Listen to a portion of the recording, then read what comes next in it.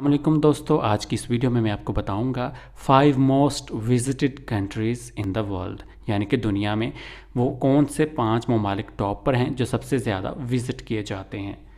तो नंबर 5 पे है इटली। इटली में सन 2019 में 6 करोड़ 21 लाख लोगों ने विज़िट किया है। नंबर 4 पे है चाइना।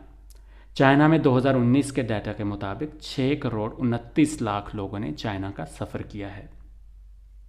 नंबर 3 पे है यूनाइटेड स्टेट्स ऑफ अमेरिका। 2019 के डाटा के मुताबिक यूनाइटेड स्टेट को विज़िट करने वाले मुसाफिरों की तादाद थी 7 करोड़ 96 लाख। नंबर 2 पे है स्पेन। स्पेन में 2019 के डाटा के मुताबिक 8 करोड़ 27 लाख लोगों ने ट्रैवल किया है। और नंबर 1 पे है फ्रांस। जी हाँ नाज़रीन, फ्रांस दुनिया में सबसे ज़्यादा विज़िट किए जाने वाला कंट्री है, जिसमें 2019 में 8 करोड़ 94 लाख लोगों ने ट्रैवल किया है। Thank you for watching the video.